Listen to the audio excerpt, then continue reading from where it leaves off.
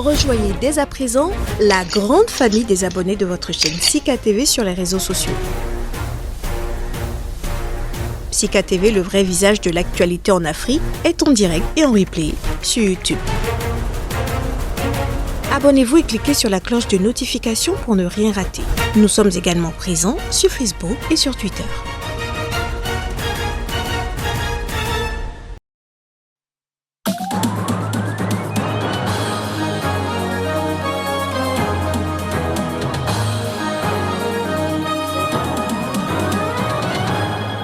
Procès de Paul Rusesabagina, l'avocat belge du héros de Hôtel Rwanda expulsé du pays, il lui est reproché d'avoir enfreint la loi sur l'immigration.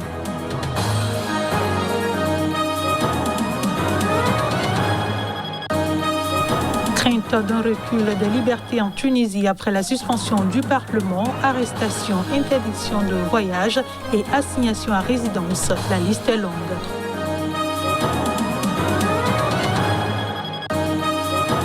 Et puis, première législative au Qatar fixée au 2 octobre, le dépôt des dossiers de candidature a été lancé.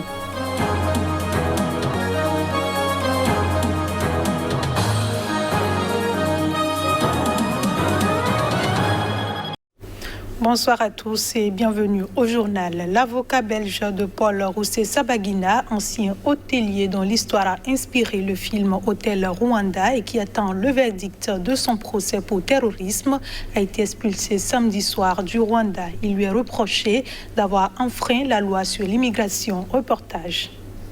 Présent au Rwanda, Vincent Lioquin, l'avocat belge de Paul Rusesabagina, a affirmé s'être rendu à la prison de Nyarugenge jeudi dernier. Mais il n'a pas pu voir son client arrêté dans des conditions troubles à Kigali en août 2020 à la descente d'un avion qu'il pensait être à destination du Burundi. Mais je n'ai pas vu mon client. C'est ça tout le problème. Il refuse que je voie mon client. J'ai été voir le bâtonnier qui n'a pas voulu me recevoir. J'ai été voir le procureur général qui n'a pas voulu me recevoir, le ministre des Affaires étrangères et le ministre de la Justice. Mais, donc en Belgique, le ministre des Affaires étrangères a contacté son homologue, le parquet fédéral l'a fait également, et ils ne veulent pas nous répondre, ils ne veulent pas que je le voie. Et donc ça fait 1 an qu'il n'a vu, donc Maître Gatera, heureusement, elle a pu le représenter comme avocat rwandais, mais il refuse toujours, pour une raison que je ne connais pas. Qu'est-ce que vous voulez que je fasse? Comment voulez-vous qu'on plaide si on ne voit pas son client? On n'est pas accusé. Comme ça, on est accusé de quelque chose. Ce quelque chose, ce sont des centaines de pages que l'on doit analyser avec lui. Si je ne peux pas l'analyser, ça veut dire que la justice ne peut pas être faite. Et ça, je trouve que je ne comprends pas non plus quelle est la raison, sauf, je vous dis, une raison d'État que je ne connais pas. Alors qu'il attendait le verdict du procès de son client pour terrorisme, l'avocat belge de Paul Rusesabagina a été expulsé samedi soir du Rwanda pour avoir enfreint la loi sur l'immigration. Les autorités rwandaises reprochent à Vincent Lioquin, arrivé lundi dernier dans le pays avec un visa touristique, de s'être présenté vendredi dernier à une audience d'un tribunal de Kigali pour représenter Paul Rusesabagina en portant un uniforme d'avocat, et ce, alors que son visa lui permettait de visiter le pays mais pas de travailler, a expliqué Régis Gataraïa, chef de la Direction générale de l'immigration et de l'émigration du Rwanda. Au Nigeria, 15 élèves parmi les 100 lycéens kidnappés dans l'État de Kaduna ont été libérés. Ils avaient été capturés au mois de juillet dernier. Une rançon aurait été versée.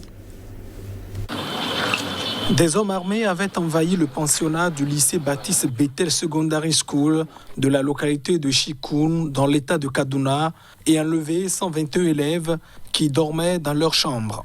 15 élèves ont été libérés la nuit dernière après le versement d'une rançon, a indiqué un révérend sans communiquer sur le montant de la rançon.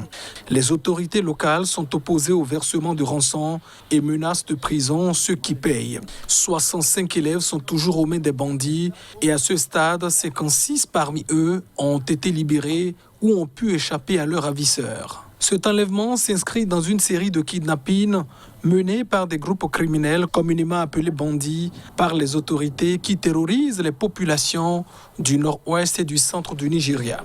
Ils attaquent des villages, volent du bétail et enlèvent sur les routes des personnalités locales ou des voyageurs contre rançon. Ces voyous opèrent à partir de camps situés dans la forêt de Rougou qui s'étend sur les États nigérians de Zamfara, Katsina, Kaduna et du Niger. Récemment, ces groupes criminels se sont lancés dans des attaques visant des écoles et des universités, pratiquant des enlèvements de masse d'élèves contre rançon. Je le disais en titre, arrestation, interdiction de voyage et assignation à résidence visant magistrats, députés, hommes d'affaires. La purge anticorruption enclenchée par le président tunisien inquiète. Kais Saïed a opéré un coup de force depuis le mois de juillet en suspendant le Parlement. Les précisions.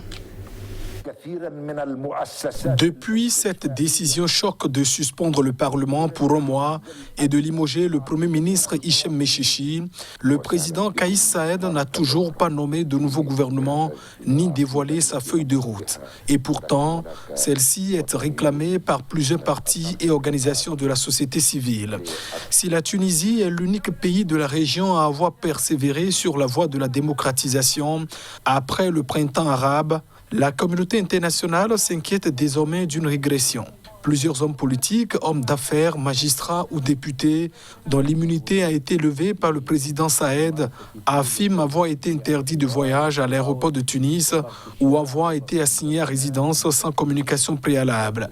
La liberté de déplacement est un droit constitutionnel que je m'engage à garantir, a assuré cette semaine le président Kais Saïed, mais certaines personnes devront rendre des comptes à la justice avant de pouvoir voyager, a-t-il ajouté.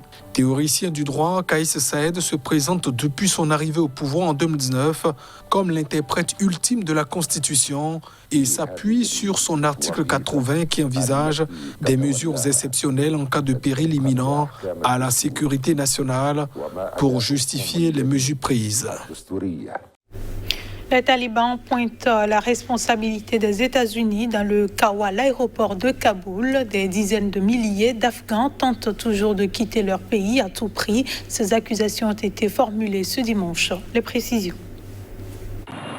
Une semaine après la secousse causée dans le monde par la prise du pouvoir en Afghanistan, les talibans ont reproché ce dimanche aux États-Unis d'être responsables du chaos à l'aéroport de Kaboul, la capitale.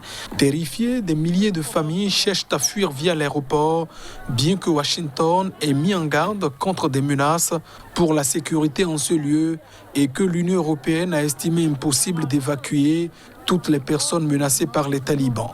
Depuis leur arrivée dans Kaboul le 15 août dernier, les militants islamistes tentent de convaincre la population qu'ils ont changé, affirmant que leur politique sera moins brutale que lorsqu'ils étaient à la tête du pays de 1996 à 2001.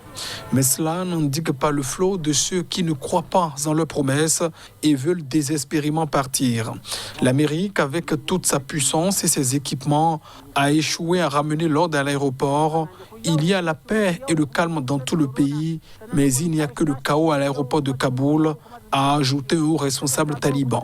Joe Biden a reconnu ce vendredi que l'opération d'évacuation était l'une des plus difficiles de l'histoire. 7 Afghans sont morts dans cette gigantesque cohue à l'aéroport, a annoncé ce dimanche le ministère britannique de la Défense, sans dire s'il parlait d'un seul incident ou de plusieurs, ni quand cela avait eu lieu. Autre information dans ce journal, le Qatar ouvre les candidatures pour ses premières élections législatives dont la date a été fixée après plusieurs reports au 2 octobre prochain. Ces législatives seront les premières dans le pays. L'élection du Conseil consultatif Majlis Al-Shura qui compte 45 sièges, prévue par la Constitution de 2004, a été reportée à plusieurs reprises. Ses membres étaient jusqu'à présent nommés par l'émir Tamim Ben Hamad Al Thani. Mais ce dimanche, le Qatar a ouvert les candidatures pour ses premières élections législatives. D'après un communiqué du bureau de l'émir, la date du scrutin a été fixée au 2 octobre par un décret. Le processus d'inscription se déroulera jusqu'à jeudi prochain et la campagne devrait, elle, commencer le mois prochain. Les candidatures seront soumises à un examen minutieux du ministère de l'Intérieur et devront répondre à un certain nombre de critères. Seuls les descendants de Qataris qui étaient citoyens en 1930 seront notamment éligibles pour voter et se présenter, disqualifiant les membres des familles naturalisées après cette année-là. Sont également exclus les ministres et les membres du conseil municipal. Les membres de la famille royale sont également interdits de se présenter mais peuvent voter. Les législatives d'octobre seront les premières au Qatar, même si les citoyens ont déjà pu voter lors de réformes constitutionnelles et à des élections locales. Toujours dans le même registre, des candidats se sont déplacés à l'Université du Qatar à la périphérie de Doha pour déposer leur dossier. Je vous propose de suivre quelques-uns.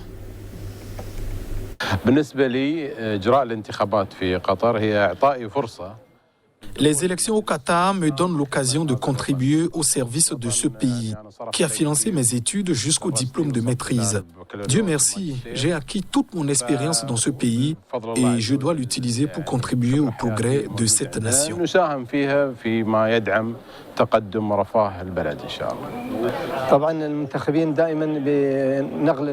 C'est un grand pas en avant pour le Conseil consultatif. Avant, les membres étaient nommés, mais maintenant, ils sont élus. Les gens peuvent donc choisir le meilleur dans chaque circonscription et cette personne pourra représenter son district auprès du gouvernement.